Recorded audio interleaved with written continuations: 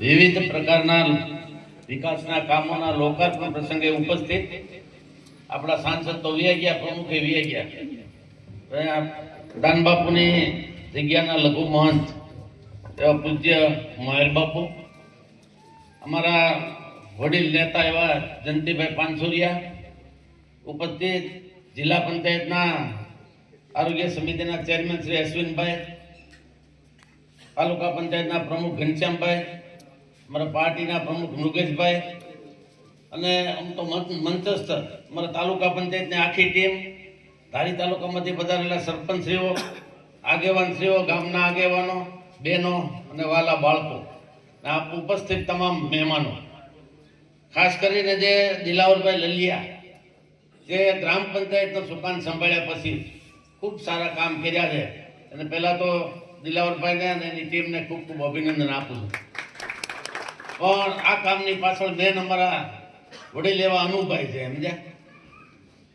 કારણ કે મેન નેતા એ અમારા અનુભાઈ છે, અને અનુભાઈની જે કાર્ય પદ્ધતિ છે કામ કરવાની, જે કામ પકડ્યું એની પાછળ ને પાછળ રહેવાનું, ત્યારે એ કામ થાય છે. ત્યારે આ વિસ્તારનો વિકાસ, ખાસ કરીને ઝર ગામનો વિકાસ, આખા વિધાનસભા વિસ્તારનો તો વિકાસ માટે અમે પ્રયત્નો કરી રહ્યા છીએ. આપ સૌના આશીર્વાદથી, આપ સૌને પ્રેમ અને જે લાગણી જે તમે બધા આપી છે, એના ભાગરૂપે આજે જે કામ કરવાનો મોકો મળ્યો છે, ત્યારે રાજ્ય સરકારમાં આપણો મત વિસ્તાર પાછળ ન રહી જાય એના માટે આપણે પ્રયાસો કરી રહ્યા છીએ.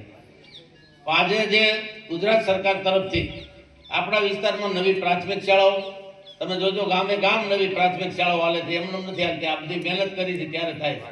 નવા આરોગ્ય સેન્ટરો ગામે ગામ થાય છે, અત્યારે નવી ગ્રામ પંચાયતો થાય છે, નવા રોડ રસ્તાઓ થાય છે.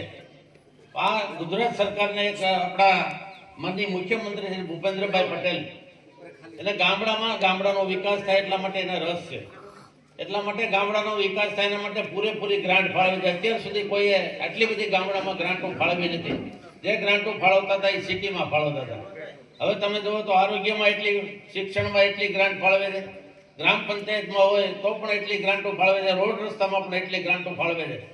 આજે આપણા વિસ્તારનો વિકાસ થાય એના માટે સતત પ્રયાસો કરી રહ્યા છે. એના ભાગરૂપે ખાસ કરીને આપણા તાલુકાનો વિકાસ થાય, કારણ કે અહીંયા તો કોઈ ઉદ્યોગ નથી આપણા વિસ્તારમાં. ત્યારે આ વિસ્તારમાં આપણે લગભગ 5 વર્ષથી મહેનત કરી છે. ઓપન સફારી પાર્ક દુધાળાની આજુબાજુ થાય તો આપણું એક આંબોડી પાર્ક એક બન્યું છે. આપણને ખ્યાલ છે સિંહ દર્શન માટેનું એક સેન્ટર જે આપણે આંબોડી બનાવ્યું છે, એનાથી આપણા વિસ્તારને બહુ મોટો લાભ થયો છે.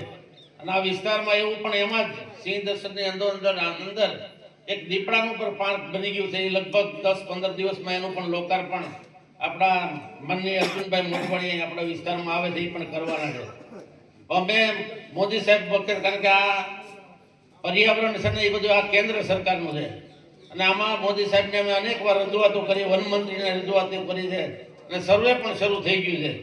તો ઓપન સફારી પર કે આપણા વિસ્તારમાં આવે તો આપણા વિસ્તારનું એક આશીર્વાદરૂપ કામ આ સરકારમાંથી કઢાવવા માટે તમારા સૌના આશીર્વાદની એમાં જરૂર છે. આપ સૌ સાથે મળીને અને આપ સૌના સાથ અને સહકારથી જ્યારે કામ કરવાનો મોકો મળ્યો છે, ત્યારે હું કામ કરું છું. જેટલો વિકાસના કામ થાય એટલા વધારે કામ આપણા વિસ્તારના કરવા માટે હું બંધાયેલો છું. પણ જે અનુભાઈ લલિયાએ જે અને દિલાવરભાઈ જે ગામની યાદી આખી આવડી મોટી આપી છે, એમાં જજ ગામથી જજ પરાનો રસ્તો એ કામ અપાઈ ગયું છે. લાલભાઈ એના કોન્ટ્રાક્ટર છે ને ટૂંક સમયમાં શરૂ કરવાના છે પેલું કામ. બીજું કામ જય ડેમ ખાલી પડ્યો છે, મને ખબર છે. મારી વાડી તમારી બાજુમાં આજુબાજુ હોય, આ જય ડેમ ખાલી ન રહે એના માટે તો કુદરતી વરસાદ ઓછો પડે એટલા માટે ખાલી રહે છે. એના માટે સૌની યોજનાની લાઈન આપણે નખાઈ ગઈ છે. આ જય ડેમની ઉપરમાં વાલ પણ મુકાઈ ગયો છે, ને તમારો ડેમ આ ચાલુ સાલમાં જ વરસાદ આવે કે ન આવે અમે ભરી દેવું. બીજું કામ છે 5 શેરીઓ, એકારે 5 શેરીમાં નહીં મેળાવે, પણ 5 લાખ રૂપિયા તમને જેમાં જોઈએ એમાં હું તમને ગ્રાન્ટ મારી આપી. પછી ગામનો સ્ટેટ હાઈવે છે, નવો રોડ, એક રોડ તમને બનાવી દીધો, બીજો રોડ તમે માગ્યો છે, પણ બીજા રોડ ઝોન પ્લાન આવે તમે દરખાસ્ત કરજો, હું મહેનત કરે જેટલું વહેલું આવે એટલું કરે. અને વાડી વિસ્તારમાં જે વીજ કનેક્શન છે, આ વીજ કનેક્શનનો સરકારે ઠરાવ પણ કરી દીધો છે.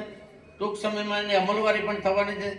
જે લોકો ખેડૂતોના ભાગ્યાઓ કે ખેડૂતો જે ખેતરમાં રહેતા હોય ને જ્યોતિગ્રામ આપવાનું સરકારે નક્કી કર્યું છે, પણ વહેલી તકે અમલવારી થાય એના માટે પ્રયાસો કરશું. પછી જર બસ સ્ટેન્ડ છે એ હમણાં બીસુભાઈ બેઠા છે એને હું કે એના પ્રમુખ સાહેબ એ 5 લાખ રૂપિયામાં ફાળવી દે એટલે બસ સ્ટેન્ડ તમારું થઈ જાય.